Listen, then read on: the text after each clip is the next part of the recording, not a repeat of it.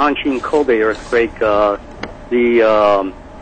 main industrial organization, the Keidanren of northeast Japan, the area that's called Tohoku. In Chinese, it would be called the Dongbei of Japan. This organization wanted to consulted me because I had covered the San Francisco and Kobe earthquakes on earthquake preparation. And some of the recommendations which they adopted is that more mobile phone service, that all mobile phone towers would have backup batteries that would last for several days. And that communication should remain fairly well up. That most of the larger businesses should have independent generation capabilities so they can provide power, water, lights, and other services to the surrounding community. A lot of that was implemented. I think the other positive factor about this quake, if we want to put it that way, is that it did not Kobe hit when many people were asleep in their houses and there was zero social organization as a result. This hit on a Friday early afternoon when people were at work.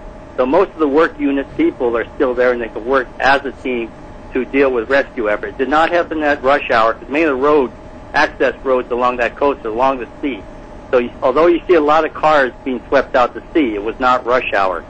So basically, in a very bad situation, very powerful quake and tsunami, the situation probably is as good as it could be anywhere in the world. So, because that Japan has a lot of earthquakes, I mean, I cannot say that people is used to it, but do you think that people have the habit of preparing the earthquake anytime, anywhere? I mean, when they're at work or at school? In school, from kindergarten up, all children are taught to go under their desk to watch out for falling objects. And the schools are quite hardened. Lighting fixtures and all are pretty much attached very strongly. So I think there's a high level, probably a higher level of preparation than anywhere else in the world. This area was hit by a large tsunami, much larger than anyone expected. The whole area is protected by these giant tetrapod concrete blocks that are along the sea and a lot of breakwaters along the ports. But you could see many of the ships just tore right through that, and open spaces where the tsunami waters just flooded through. It's very tall tsunami. Along the rivers, there are many coastal rivers there, and the tsunami actually rises because it has a funnel effect. So the water level actually rises, goes through, and then as it goes through. And there are many fishing villages, farming villages along the coast, so we'd expect a lot of damage there. The core infrastructure looks like it'll probably survive. The main train system, power systems, and so on. The larger buildings should survive.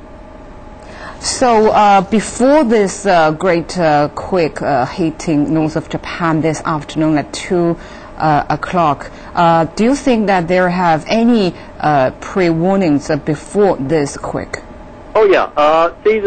This quake is very similar to the one that hit Christchurch, New Zealand. What happened, there was an earlier quake about 7-point magnitude off the coast of Japan. What happens is that when a fault line ruptures in the middle of the fault, it tends to release pressure which goes toward the ends of the fault. And the pressure then on the ends of the fault is much, much greater than, and you get a second, much more powerful earthquake. And the same thing happened in New Zealand and in Japan. So this is not entirely unexpected that this would happen. And the Japanese seismologists have already come up with that conclusion that, there would be a buildup of pressures on the ends of the fault line. So do you think that people received this kind of a warning before the quake? Well, I think that, I think the seismologists and the government are very, very hesitant to make predictions because they don't want to cause a panic or a state of fear. And the people are generally fairly well. Everyone in Japan has extra bottles of water, flashlights, and all that, rechargeable battery flashlights. So the people are prepared to be hit. One of the difference between Japan and China is that, under Japanese law, because, a national military is prohibited, that our self-defense force troops cannot go into any civilian area without the written request by the provincial government, okay? And so, the feeling is that the civil authorities, the emergency workers, they have to attempt the first effort. And as I said, because there's many workforce units, everyone is working, there's a lot of teamwork in play. And one not want. They don't want the United States military, which always offers to come in to send in helicopters and bring aid.